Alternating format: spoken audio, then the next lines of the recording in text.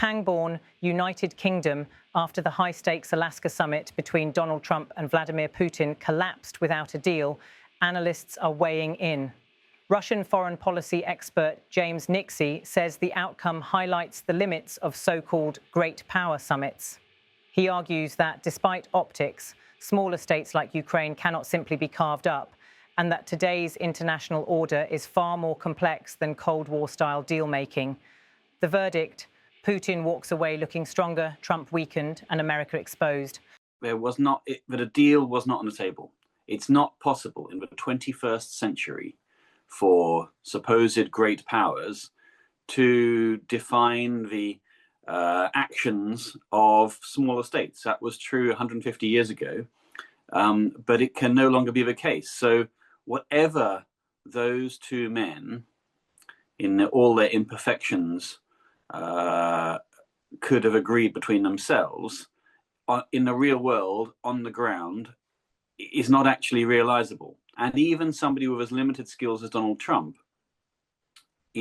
I think, must be understanding that this sort of Cold War symmetry, really, it doesn't have any use anymore, because there's so many more factors at play, whether it's international multilateral organizations, small states, the corporate sector, civil society. These are now important players, and it can no longer be decided between 2 to 3 great powers as they would wish it to be.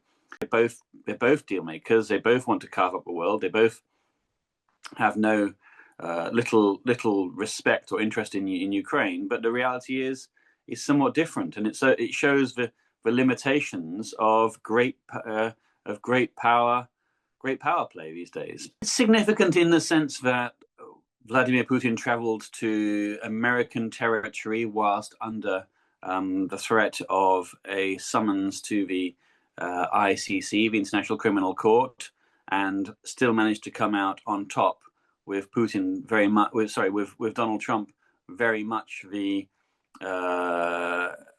defeated party here, in the sense that in no way has he got closer to what he has boasted that he would do. It is slightly ironic to say that both Ukraine and Russia are the winners out of this summit, and America is the loser, despite having instigated it in the first place, despite it taking place on US soil, despite what it is that, despite the US being still the most significant power on the planet, militarily, politically, diplomatically, economically, and yet it's lost here, and it's lost because of its own bombastic nature and promising more than can be realistically delivered.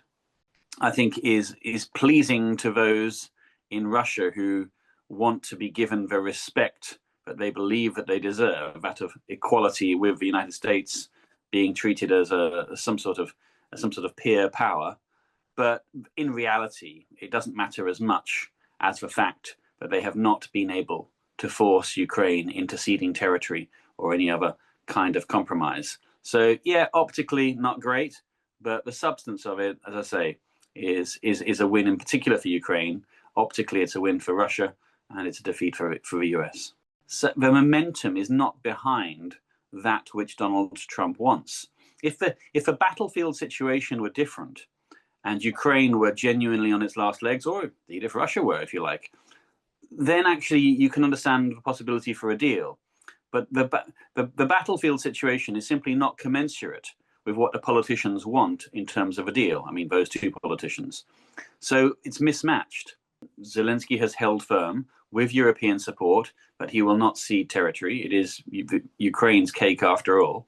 And so that does put the ball back either into this rather useless symmetry or back onto the battlefield, whichever you prefer.